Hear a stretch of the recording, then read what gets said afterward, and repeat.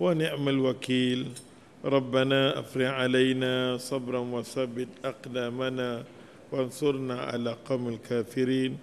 Qala Allah Ta'ala fil Qur'anil Karim, Rabbi shrah li sadri wa yassir li amri wahlul 'uqdatam min lisani yafqahu qawli.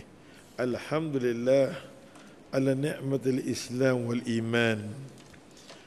Alhamdulillah, syukur banyak-banyak pada Allah. Subuh-subuh ni Allah usung kita datang sini dengan arti kata Allah nak bagi faham kita agama dia. What page? 136. Okay.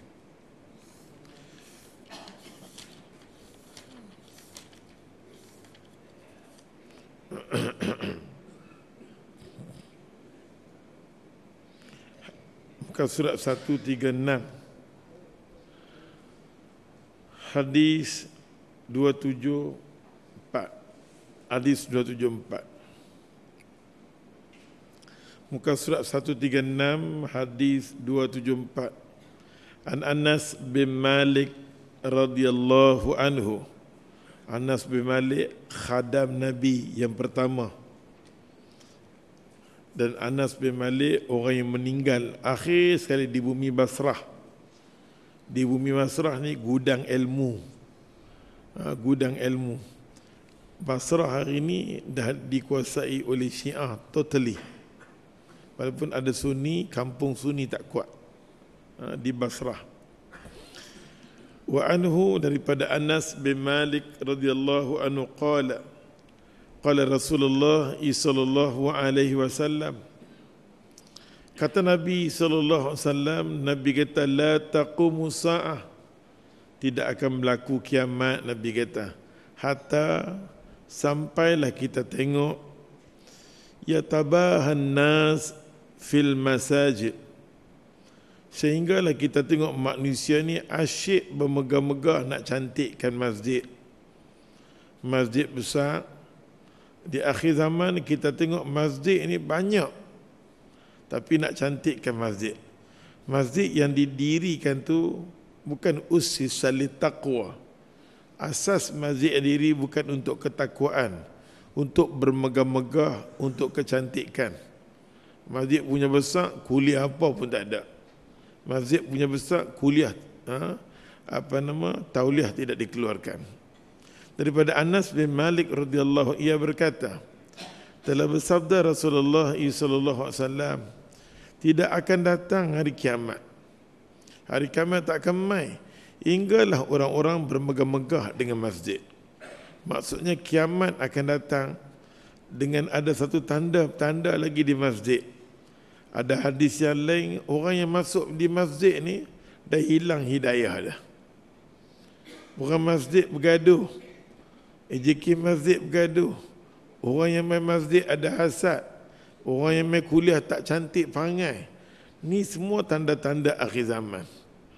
Kita bukan duduk zaman sahabat, kita bukan duduk zaman Quran, bukan kita duduk zaman soleh.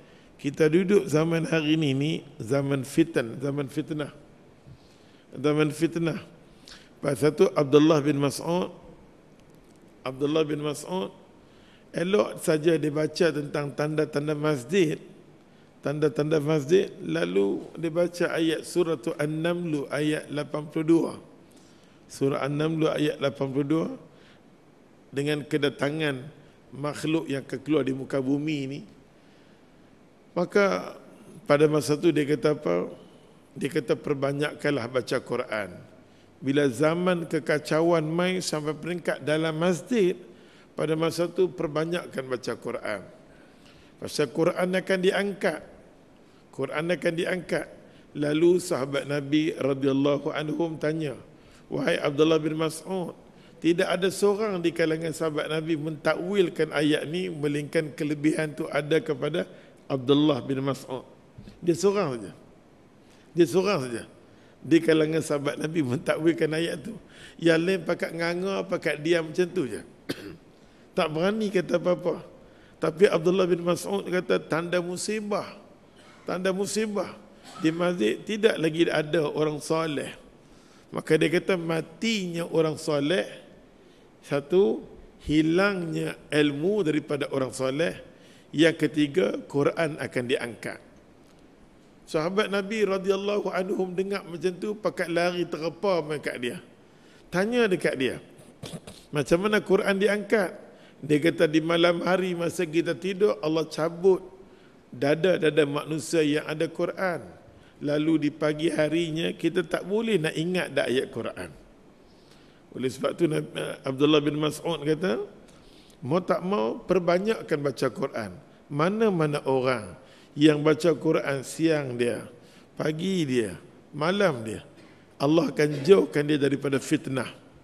Maka Nabi pun kata dekat kita, bila setiap kali kita sembahyang dekat dengan Tuhan, bila kita baca tahiyat akhir, at-tahiyatu mubarakatu wassalawatu, sampai innaka hamidul majid, Allahumma inni a'udzubika min azabi jahannam wa min azabil qabri wa min fitnatil mahya wa mamat wa min fitnatil masih dajjali.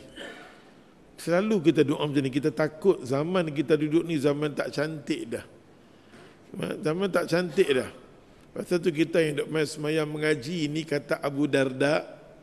Abu Darda adalah salah seorang sahabat Nabi yang sahabat-sahabat yang lain duk pakai tengok kat dia. Pikir dekat dia, pikir dekat dia ni. Pasal dia baik Abu Darda ni. Cuma semua geng-geng dia bila mai Islam, Nabi cakap semua ada masuk Islam. Dia tak masuk lagi. Dia tak masuk lagi Islam. Dia punya fikir pasal dia. Nampak tak? Kita pun kena ada fikir juga. Tak ada fikir. Kita kena fikir kat dia. Kita fikir macam mana ni, terutamanya keluarga kita yang terdekat. Kita mai kuliah ni, kita kena panjang jauh. Orang yang paling baik dengan Abu Darda ni sampai mengadu dekat Nabi, Abdullah bin Rawaha. Ada riwayat mengatakan Muhammad bin Maslamah kawan dia paling baik. Tapi dalam kitab Bidayah wa Nihayah, Ibnu Katsir kata yang paling dekat dengan dia Abdullah bin Rawaha. Abdullah bin Rawaha bila masuk Islam, Abu Darda tak masuk lagi. Dia punya fikir pasal kawan ni, mengadu kat Nabi. Nabi diam, Nabi tak kata apa-apa. Kawan dia lebih tahu macam mana nak buat kat dia. Abu Darda ni dia buka kedai, dia nanti ambil tokong dia sayang, dia usung, saat dia sayang, saat dia cium, saat orang yang masuk Islam ni dia tengok kat dia lemah perut. Depa duk tengok kat dia, depa cemas, depa tak apa punya raplah kawan ni. Depa duk tengok kat dia, dia kata macam mana nak tolong dia. Asal depa masa belum masuk Islam sama geng dengan dia jugalah, jenis geng pecah nyok. Tapi bila mana mereka dah masuk Islam, mereka tengok perbuatan dia buat tu, macam mana nak tegur dia. Asal dulu sama join dengan dia, satu kedai semua sekali. Ni lebat hidayah. Abdullah bin Rawah kata, macam mana aku nak tegur kat dia. Dia ambil masa, dia study betul tentang kawan ni. Dia tahu kata dia akan pergi waktu kedai. Waktu dia pergi kedai jual tokong, pada masa tu dia pergi rumah Abu Darda. Bila sampai di rumah Abu Darda, tokong-tokong yang disusun cantik elok, dia pergi pecah semua. Abdullah bin Rawahah, Muhammad bin Maslamah, geng-geng sahabat Nabi pergi pecah semua ni. Bila pecah, Abu Darda balik daripada rumah, tokong-tokong yang dia sayang semua hancur. Dia tengok balik-balik, dia punya rindu daripada kedai dia, teringat kat tokong dia. Ada satu tokong dia tak bawa, dia sayang. Dia patahlah balik. Bila dia patah balik, riwayat ni semua ya Allah, ada macam cerita-cerita sahabat tu. Balik. Bila dia balik, subhanallah, dia tengok tokong dia semua pecah. Dia pergi ambil sepihan tu semua dia ambil, dia lempak balik. Dia kata kat tokong dia, Tuhan aku, awak tak boleh bela diri Orang nak pukul orang nak buat lawan. Tengok Abu Darda pun ajak lawan, tetap lawan. Lawan, dia kata kat tokong, awak hantar lawan pasal apa serah diri. Akhirnya dia jumpa, dia kata kat isteri dia, Lani juga pergi ambil ayak satu baldi. Ni bahasa kita lah. Ambil ayak satu baldi, aku nak mandi. Lepas aku mandi, aku nak kalau boleh baju yang cantik-cantik sekali aku nak pakai. Yang ketiga, aku nak jumpa Rasulullah sallallahu alaihi wasallam. Bila dia pergi jumpa dengan Nabi, Abdullah bin Rawaha, Muhammad bin Maslamah lari pergi rumah Rasulullah. Rasulullah, tengok tu Abu Darda nak mai. Lepas dua takut lah kan. Takut dia nak serang ke apa ke. Abdullah bin Rawaha, ya Rasulullah, tengok dia nak mai. Nabi kata, wallahi, kedatangan Abu Darda hari ini dikabarkan oleh Allah Ta'ala tentang kemasukan Islam hari ini. Walaupun dia agak akhir di kalangan sahabat Nabi, golongan Ansar yang masuk Islam, tapi Allah isytihar tentang Islam dia. Abu Darda baca tentang dia dahsyat. Dan dia salah seorang sahabat Nabi. Nabi kata kalau naik atas bukit Uhud jangan turun. Dia tak turun. Yang kata saki-baki di kalangan sahabat Nabi diselamatkan berpunca daripada Abu Darda. Punca. Dia masuk Islam, dia taat dekat Nabi sallallahu alaihi wasallam. Allahu Akbar, dia ni punya dahsyat. Dia kata, ya Rasulullah, dia saudagar yang kaya raya. Dia bukan jenis macam kita punya kaya. Kaya kita semua hutang. Dia cash, nampak tak? Kaya kita ni action. Tapi kaya dia kaya betul-betul punya kaya. Kaya, saudagar yang kaya. Nampak tak? Bila dia masuk Islam, dia kata, ya Rasulullah, kalau ibadat aku dan kaya aku boleh okey. Tapi kalau sekiranya ibadat aku kacau dengan penjagaan aku lempak semua. Betul-betul ya Allah, bila dia semayang, dia duduk teringat dekat kebun kebun kurma dia ke penjagaan, dia lepas semayang dia pergi bagi balik semua harta dia tak mau apa langsung. Pasal tu Imam Az-Zahabi komen tentang Abu Darda tang sini saja. Tang sini dia komen. Imam Az-Zahabi bercakap tentang Abu Darda, dia bukan komen apa pun, dia ulama hadis. Dia kata sirah Abu Darda ni ya, tapi jadi macam Abu Bakar. Abu Bakar ni dia kaya dunia pun dapat, ibadat pun dapat. Pasal Imam Az-Zahabi kata wala tansa nasibaka minad dunia. Jangan lupa habuan di dunia. Pasal kita nak berjalan pun minyak berhenti, parking kena bayar. Semua kena bayar. Jalan pun kena bayar, berhenti pun kena bayar. Raplah kan. Semua celik mata duit sampai tidak balik pun duit kan. Wala tansa nasibaka minad dunya. Atau tu Imam Zahabi kita jadi macam Abu Bakar, jadi macam Omar, Abdurrahman bin Auf, Ibnu Mubarak. Ni pun kaya. Tapi kaya dia pun tak goncang iman dia pun. Abu Darda dia tak mau, dia lempak. Maka Nabi kata, semua Nabi duk tengok dekat dia, panggil dia. Semua sahabat duk tengok macam mana dia ni. Kalau cakap sikit, dia ada syair. Cakap sikit saja, dia ada syair dia. Syair dia syair yang mendalam. Dia kata kalau hang semayang sekalipun, kadang-kadang dia kata kat sahabat. Dia kata kalau kita semayang ratusan tahun sekalipun, dalam semayang tu tak ada tafakuh pada Allah, tak ada nilai. Sekali hang bertafakuh tentang bayangkan diri hang.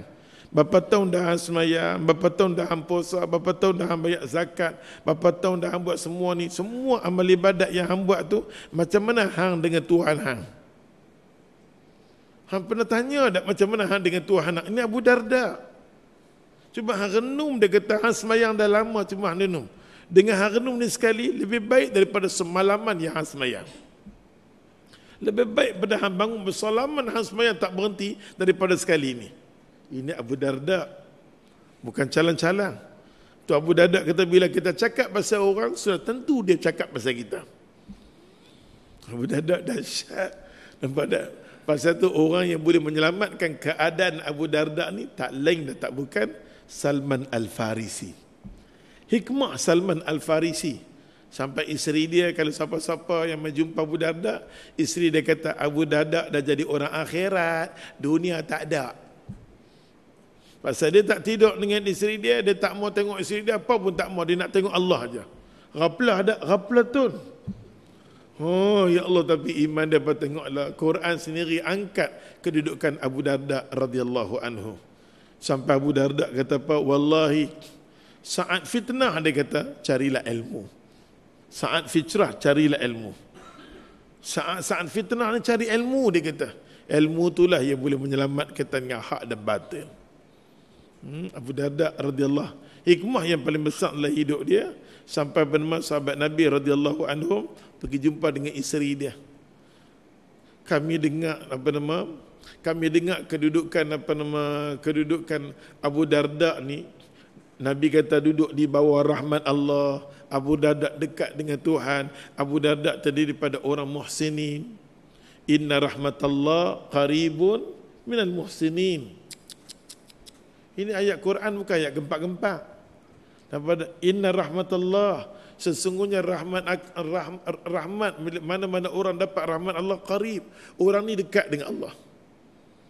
Abu Darda jiwa dia dekat dengan Allah. Allah bagi tahu tentang jiwa dia memang totally dengan aku, dia tak ada dengan orang lain. Minal muhsinin, dia daripada orang yang baik-baik. Oh ya Allah Tuhan, kedudukan martabat yang paling dekat dengan Allah, minal muhsinin. Nampak tak? Minal muhsinin, dia infak semua jalan Allah Ta'ala, sampai Allah buka laluan dia boleh nampak syurga Allah.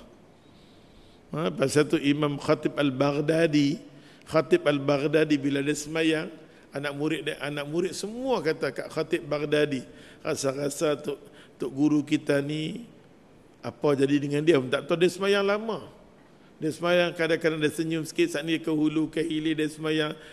Anak murid sentuh, takut dia tidur ke apa cerita ke, dia pun rokok lah. Habis semayang anak murid tanya apa jadi. Imam Khatib Al-Baghdadi kata, semasa saat aku semayang, wallahi aku nampak laluan bidadari. Lagi lama aku semayang, aku sonok. Betul lah kata Abu Darda. Allahu Akbar. Ni semua tahap dia paling tinggi dengan Tuhan. Keyakinan dia paling tinggi dengan Tuhan. Pasal tu kita yang duk main kuliah ni, kita kalau boleh kemaskinikan diri kita, bagi cantik, bagi elok, supaya Tuhan boleh tadah tangan terima kita esok ni. Apa lagi kita mau? Kita dah akhir dah, hidup kita ni akhir dah. Nampak tak? Habis dunia ni, habis dah Tuhan dapat. Daripada kecil pun sekolah, masuk universiti dah, pensyarah pun dah, kahwin pun dah, anak pun dah, cucu pun dah. Cuma tunggu satu masa je, orang nak usung kita je. Bila kita sedar kata hari kita dah dekat ni, cukup punya bagus. Pasal kita tak sedar lah, kita dah melupok, duk tergedik-gedik satu macam ni, pasal kita tak sedar. Kita duk rasa ni kita muda lagi, nak mampu. Nampak tak? Nabi kata bila mai tahu umur 60 tu, kira habis dah. Tak ada apa dah. Yang kita kena slender dengan Allah, kita kata Tuhan, aku dapat nikmat Tuhan, banyak sangat Tuhan bagi kat aku. Maka kita kena usung sikit nikmat Tuhan ni, usung nak jumpa dengan Allah dengan tanda syukur beriman kita dengan Allah. Allahu Akbar. Hadis ini nak ajak dekat kita, ya Allah, zaman yang kita duduk ni ialah zaman fitnah, terutamanya masjid. Kita masuk masjid-masjid yang besar-besar hari ni tak ada apa dah. Kita masuk masjid besar, tapi jiwa kita tak seronok. Masjid kadang-kadang surau kecil-kecil rasa seronok. Saat ni imam tu baca, saat ni imam ni baca, seronok, kita ada seronok. Kecil lebih kurang, ni masjid punya besar, nak mampus orang duduk tak sana. Nampak tak? Yang nak mengajak pun susah, nak tengok dia duduk celah, situ duduk celah. Mana? Ni kecil macam ni senang kawal, daripada sini sampai ke sana boleh kawal. Nampak tak? Oleh sebab tu, ya Allah Tuhan, zaman yang kita duduk ni, maka Abdullah bin Mas'ud kata, perbanyakkanlah baca Quran. Perbanyakkanlah baca Quran. Dalam sembahyang kita banyak baca doa yang Nabi ajak, jauhkan daripada fitnah. Maksud di sini, kiamat akan datang dengan ditandai masjid yang dimegah-megah. Hukumnya bermegah-megah. Dengan bangunan masjid, pencantikan masjid, hukumnya adalah haram. Jangan masjid didirikan masjid didirikan bukan atas dasar ketakwaan. Nabi pernah reban, Nabi pernah musnah satu masjid yang disuruh oleh Allah Ta'ala, Masjid Dirar.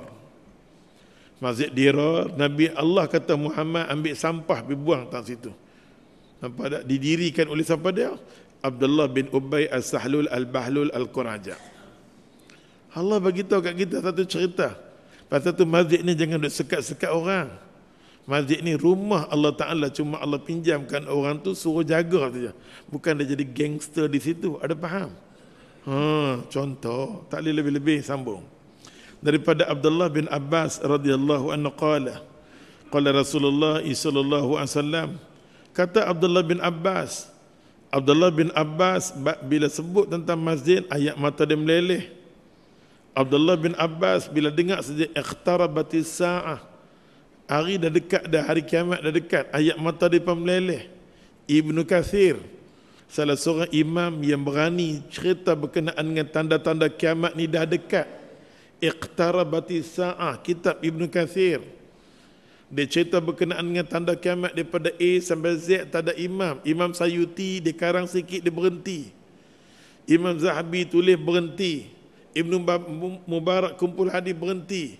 Di kalangan ulama hadis tulis berhenti. Tapi matang Ibnu Katsir A sampai Z, sampai ada satu buku kitab tentang tanda kiamat yang dikarang oleh Ibnu Katsir.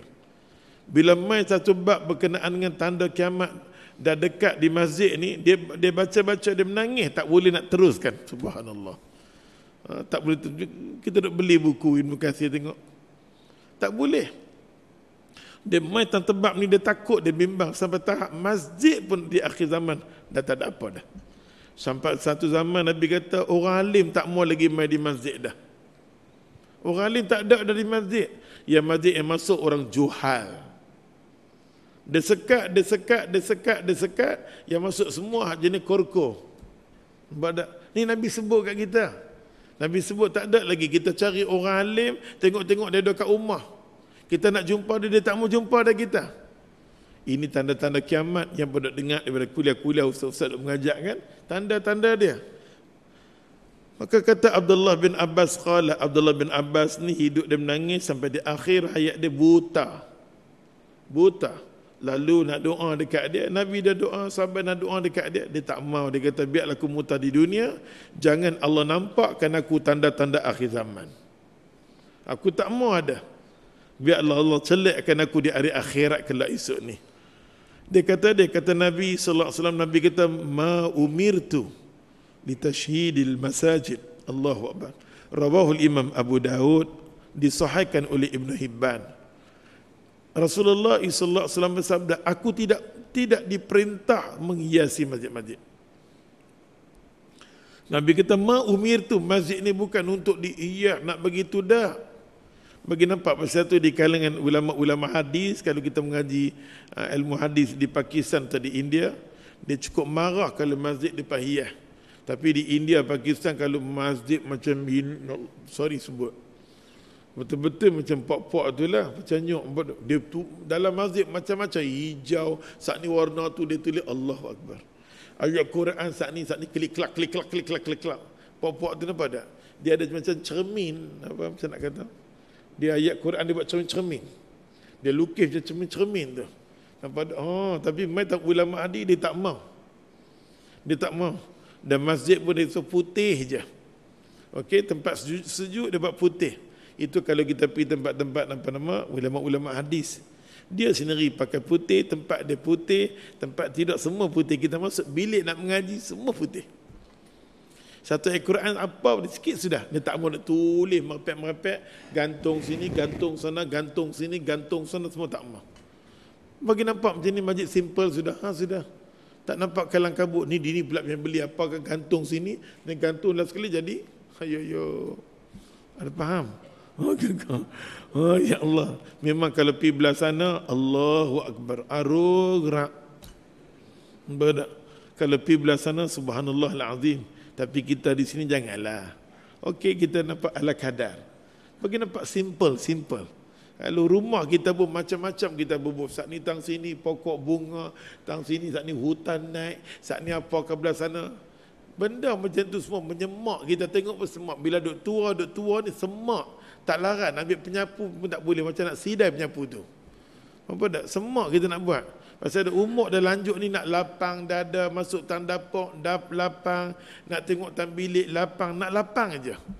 Pasal esok ni mati pun lapang. Nampak? Ni sekali-sekali, ya Allah, apa-apa program nak buat di rumah. Sofa nak angkat aja kena panggil 10 orang. Raplah.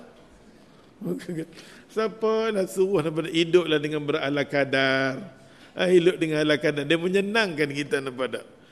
Oleh sebab tu Nabi SAW kata, ya Allah, Nabi tidak suka dihiasi keterlaluan masjid. Hukumnya dia kata menghiasi masjid adalah makruh. Hiasi masjid hukum dia makruh. Ulama dia tak kata haram di sini. Kerana tidak ada larangan syarak secara tegas.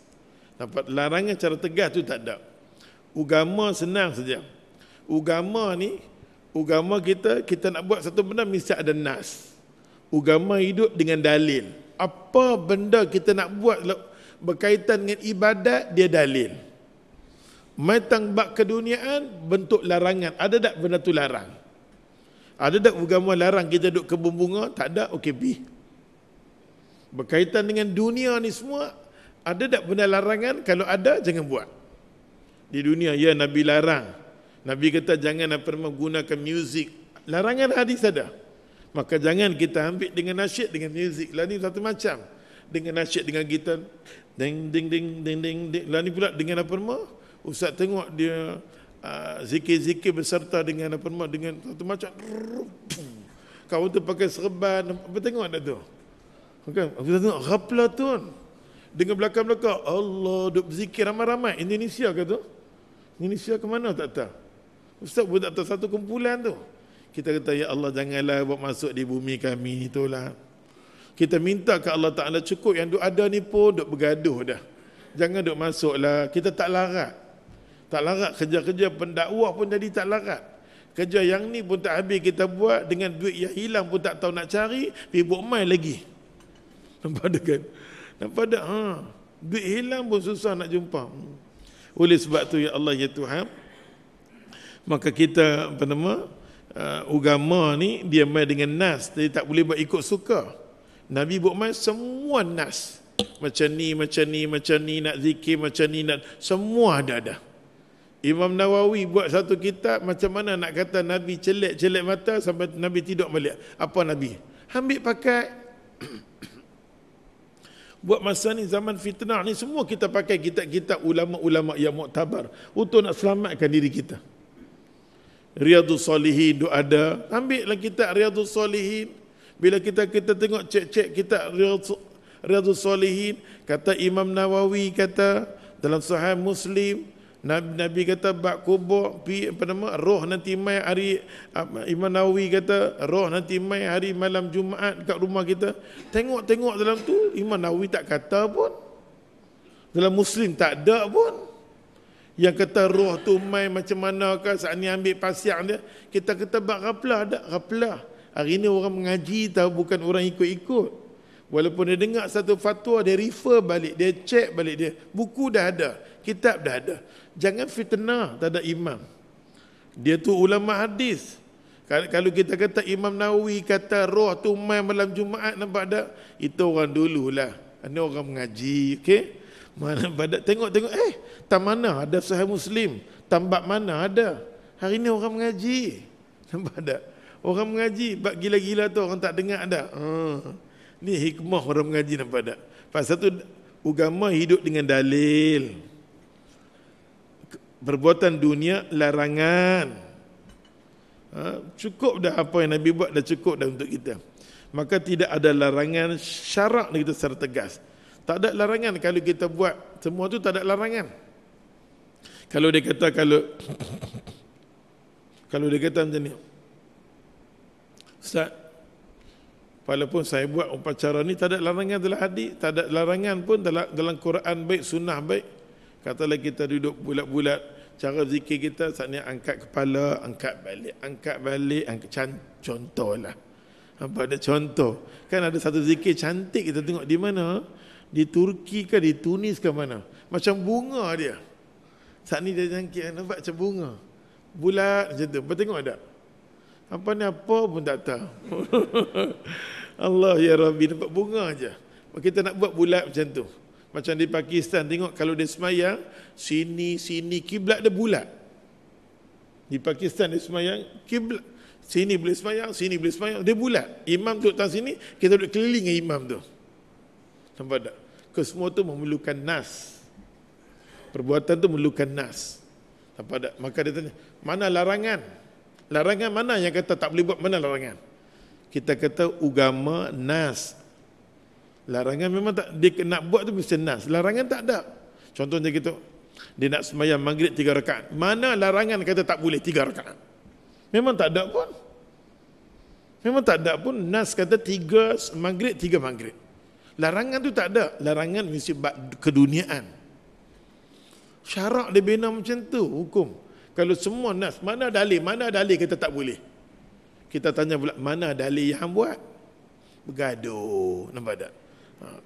Oleh sebab tu larangan syarak yang mengatakan kita kena kalau buat menghiasi masjid ni haram, tak ada. Maka kita boleh tapi jangan keterlaluan. Ulama mengatakan makruh. Anas bin Malik radhiyallahu anhu qala, Anas bin Malik radhiyallahu anhu kata dia, ini bab berkenaan dengan kita masuk masjid. Maka Nabi kata, ya Allah, mana-mana orang boleh masuk masjid, dia keluar daripada masjid atau keluar daripada surau, ni tempat kita untuk musalla, ni musalla. Wa khususiyah, ulama kata khusus, bab ni tentang musalla, tempat orang ibadat, musalla, tempat orang ibadat, musalla. Nampak tak? Mana-mana orang boleh masuk dalam masjid, dia ke atas surau, dia keluar. Dia keluar, dia nampak apakah dia simpan. Saat ni nampak apakah dia simpan. Dia simpan, dia pergi di luar, dia keluar benda tu balik, dia sudah mencuci dosa-dosa dia. Allahu Akbar. Tengok dia kata. Qala Rasulullah sallallahu alaihi wasallam, kata Nabi sallallahu alaihi wasallam, Nabi kata, Uridat alayya. Allah Subhanahu wa taala kata, wahai Muhammad, diperhatikan kepadaku, wahai Muhammad, Allah nak bagi special untuk umat hang. Allah nak bagi special untuk umat hang boleh dapat ganjaran. Dia kata ujur ummati.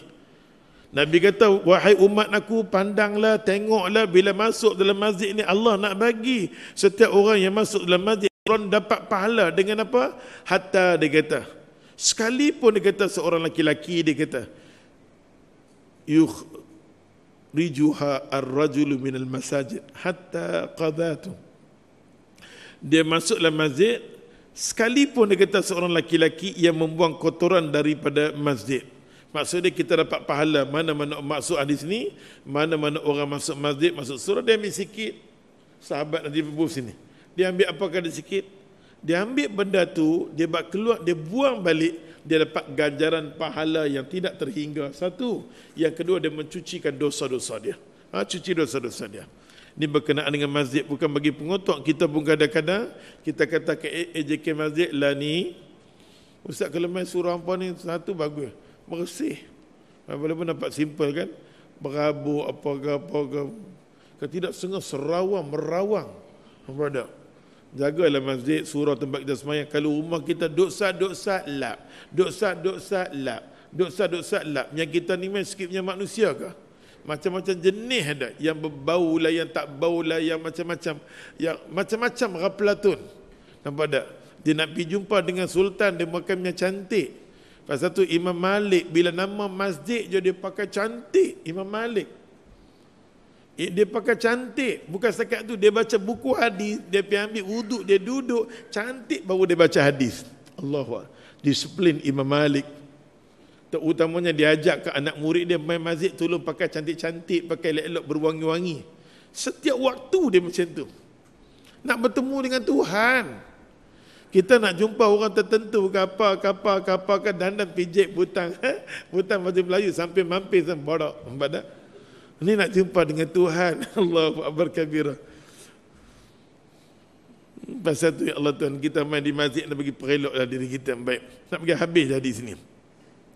Maka dia kata kat sini Allah maksudnya orang yang membersihkan atau menjaga kebersihan masjid mendapat ganjaran. Cuti-cuti ke, panggillah anak-anak kita. Kita kata, ya Allah ya Tuhan, Tuhan dah selesai banyak masalah aku hari ni, rasa lapang dada. Tengok-tengok laki dah bangkit, anak-anak semua dah bangkit. Jomlah kita kata ke AJK Masjid, tepat pukul 10 kita nak main kat surau ni, nak main vacuum secara peribadi. Vacuum kita punya saja nak cuci, nak lap. Kami minta boleh dah? Allahu Akbar. Pahala yang tidak terhingga. Ini tawaran Allah bagi kat kita masa kita hidup. Esok ni kita mati, jangan kita buat drama. Farji'na na'ma soleh. Jangan. Nampak tak? Pasal tu Nabi kita badiru bil a'mal. Badiru bil a'mal. Nabi kata jangan duk main ayat ni. Nabi kata jangan kita kata kat Tuhan, Tuhan kembalikan aku di dunia, aku nak jadi orang soleh, aku nak jadi buat semua amalan yang baik. Nampak tak? Au kasabat khairan, au kasabat khairan, ataupun kita nak cari benda kebaikan, tak ada guna dah bagi dia. Dia tak pernah dalam hayat dia nak cari kebaikan, terutamanya di rumah Allah Ta'ala. Badiru. Nabi kita segera cepat buat amalan yang baik sebelum main benda-benda yang tak senonoh, jangan. Ada sebelum hayat ini duduk cergas-cergas macam ni, sepanjang aku duduk semayang masjid ni dah puluh tahun, baru sejarah ni lah aku pernah buat. Orang pun kata dia ni tanda dia nak mati kot, tak apa.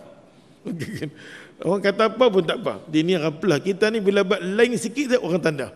Tak pasal-pasal vacuum ni raplah apa. Kita nak cuci, nak pergi cuci toilet. Nampak tak? Kita mau rumah Tuhan, nampak tak? Kita tak payah, kadang-kadang nak tunggu orang nak cuci, tak apa. Tak apalah nak panggil anak aku, nak kemas keliling ni. Rumah Tuhan kita jaga. Allah kata, aku nak bagi ganjaran untuk umat Muhammad. Aku Tuhan, aku nak memperlihatkan, uridat. Bahasa Arab, aku bentangkan. Aku bentangkan satu benda, pahala yang tidak terhingga pada umat Ham. Umat Ham boleh jaga masjid aku, umat Ham boleh jaga kebersihan masjid aku, ganjaran pahala daripada aku nak bagi. Allah bentangkan khusus untuk umat Muhammad. Nampak tak? Jadi pernah hidup kita buat sekali pun jadilah. Duduk di rumah, tak tahu nak buat apa, duduk menilau, last sekali pergi shopping. Nampak tak? Nak pergi shopping, IKEA pun buka baba. Teringin nak makan karipak ada telur tu kan. Oleh sebab tu ya Allah itu kan, kita pakat-pakat dengan satu vacuum tu, panggil anak-anak macam cuci mak bapak yang tu yang ni, kita Tuhan, macam mana Tuhan himpunkan dalam masjid untuk kami dapat kebajikan, himpunlah di hari akhirat kelak untuk kami. Kita kena pandang tu, bila kita tengok isteri kita, pandang tengok anak pinak kita, pandang satu ayat saja Tuhan kata kat kita, qu anfusakum wa ahlikum nara wa quduhan nas wal hijarah wan nas wal hijarah. Bila terenung ayat ni kita kata Tuhan kita bawalah diri hang, keluarga hang, anak pinak hang semua selamat daripada api neraka. Kita datang sini ni kita renung, Tuhan selamatkanlah keluarga aku. Macam mana kami duduk satu rumah, satu bumbung rumah di bawah hidayah Tuhan ni, selamatkanlah keluarga kami. Selamatkanlah keluarga kami. Lah ni kalau kita duduk tengok bini kita tak cantik, tak beriman, automatik kita tahu. Esok ni Allah janji Allah akan bakarkan bini kita dengan dua benda. Quran kata wanas. Betul? Ni Quran. Bahan bakar tu manusia. Manusia yang kafir, lingua engka sambil vilu ka. Contoh example. Dia Allah tak bagi Allah tak bagi nampak hidayah. Dia nanti bakar kita. Dia kata hang dengan kuliah, dengan semayang, mengaji macam-macam, tapi hang tak beriman. Esok ni isteri kita Allah bakar depan mata kita. Nampak tak? Kadang anak kita sakit pun melupuk kita. Anak kita sakit, dia duk kena jolok, duk enjek ke apa, duk menangis, kita duk di luar. Allah gelisah. Ni Allah nak bagi tunjuk depan mata kita. Anak kita Allah bakar depan mata kita. Ni Quran habaq mai. Nampak tak? Lagi satu apa nama? Wal hijarah, batu sembahan dekat kuil apa nama, batu cave tu punya besar tu kan. Quran habaq mai kat kita, bukan mamak mai. Ibnu Katsir kata barang sembahan tu dia jadi bahan bakar. Hutab ni maksud dia, ulama kata dia lebih macam bara tu, kan bara bakar kita, kemerah-merahan, duk bakar anak kita. Pasal tu Tuhan kata sebelum benda ni jadi, apa nak qu anfusakum, bawa diri kita, keluarga kita, anak pinak kita selamat daripada neraka. Lah ni kita duduk pun kita boleh turun flat anak kita duduk tidur. Kita boleh bayangkan esok ni kalau mati, Allah bapa tak dan. Seriau. Duduk balik naik dia tidur lagi. Kita kata safrlah. Nampak ada astagfirullahalazim, apa nak jadi dengan anak aku? Apa nak jadi Allah tunjuk di dunia, lah ni dia tak mau nak gerak untuk ibadat. Esok ni aku Allahu Akbar. Tu kita doa banyak-banyak. Kita main ni kita doa.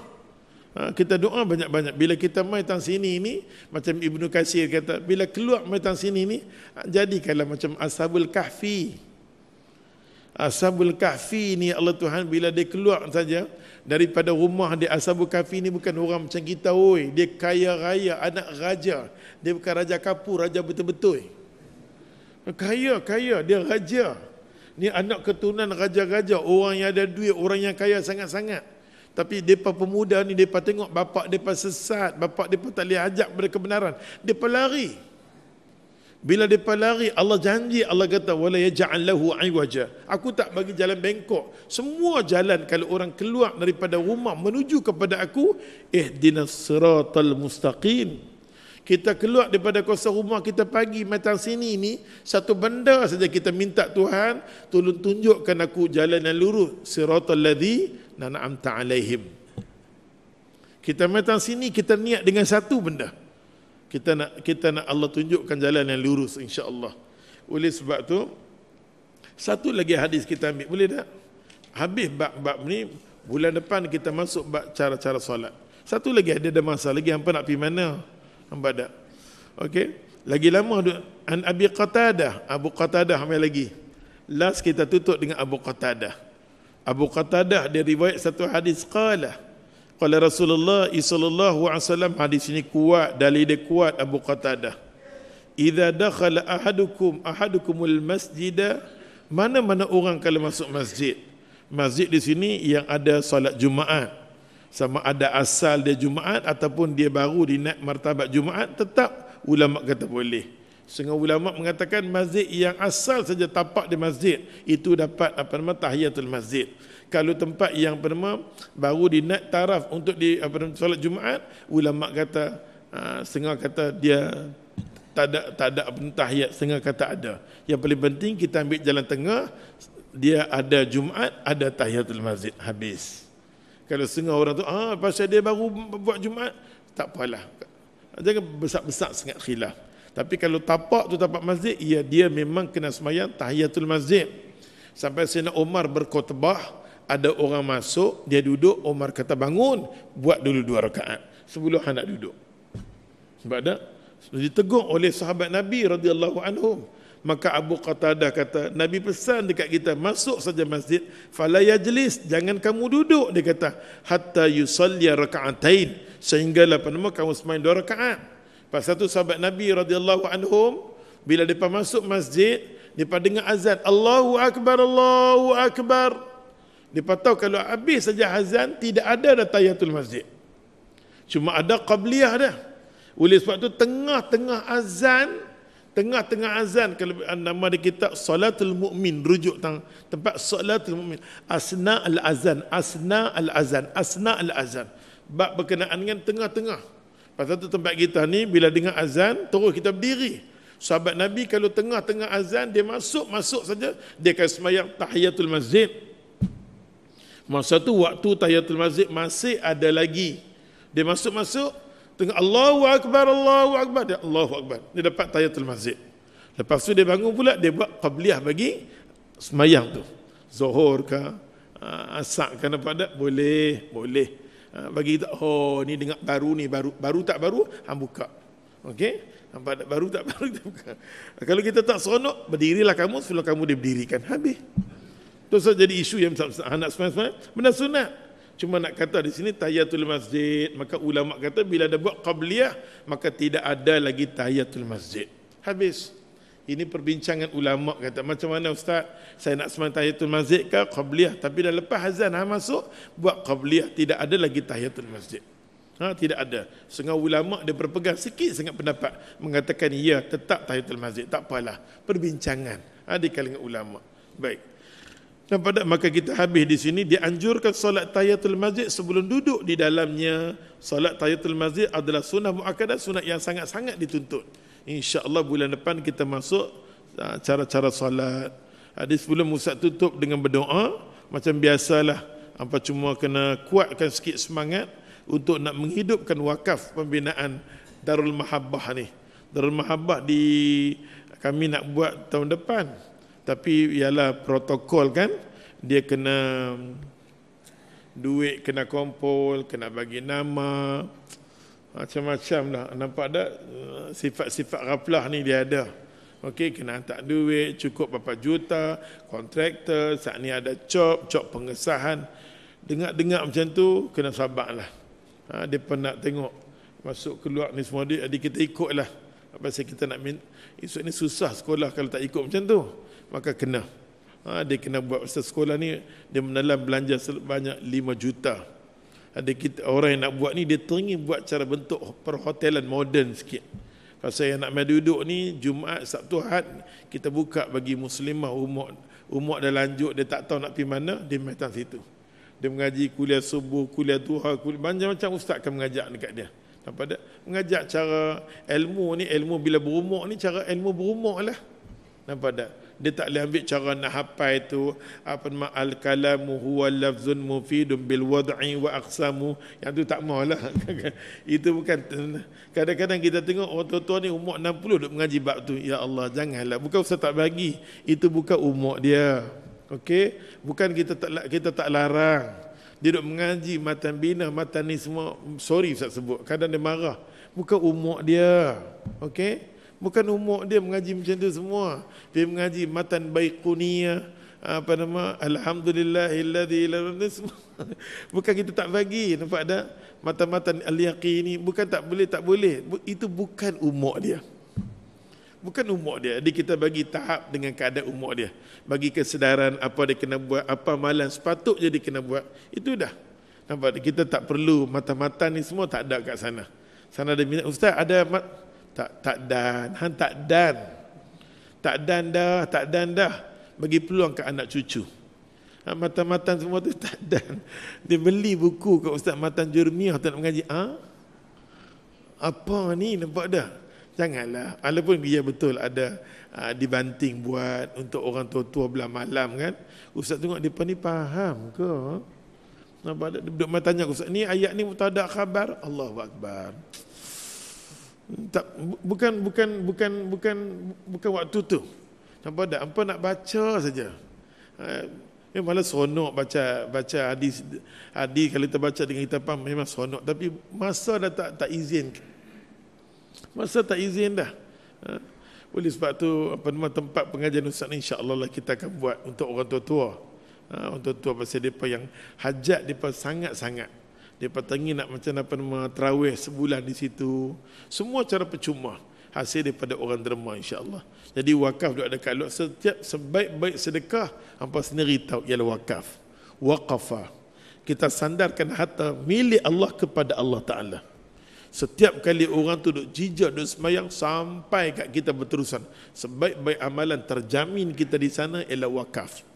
Jadi setiap bulan wakaf ni ada sampai bangunan dah berdiri, dia terberhenti. Selagi mana kompon ni ada, selagi itulah kukutik dekat hamba. Faham tak? Jadi hampa kena rasa syukur lagi benda ni ada, dia nak jamin hampa masuk syurga. Benda ni tak ada, habis dah syurga, ada pintu tutup dah. Ada faham tu kan? Oleh sebab tu ya Allah, ada orang tanya, Ustaz tak buatkah kutipan terhadap anak-anak yatim? Tak apa, kita buat sejadah kat sana kalau hampa nak bagi untuk anak asnaf. Yang ni kupon ni kita kena serah duit kepada pihak tertentu. Macam kecuali dia bagi RM1,000, dia bagi RM25 untuk orang kutip. Kami ustaz semua pulang totally tak nak ambil. Nampak setengah orang dia nak ambil boleh, hak dia ada. Asal diberi RM1,000, pihak ni bagi tu sebutlah apa, dia bagi RM25, tak apalah. RM1,000, RM25 dia bagi untuk orang kutip. Kan? Jadi insya-Allah kita patuhlah atas apa yang dibuat. Tak lama lagi 6 bulan kalau dapat 2 juta dia buat cop pengesahan. Lepas tu dia buat lagi apa ke setahun, potong income tax. Apa nak? Dapat potong. Ni kan dia akan buat step by step. Kan?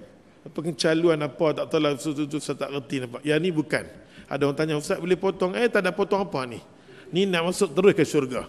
Okay, tak ada potong-potong apa. Jadi tengah-tengah tu kita niat bagi kepada anak murid Ustaz Asnaf, anak yatim yang ni ada dekat belakang, dan seorang anak murid Ustaz Allah bagi dekat dia kelebihan.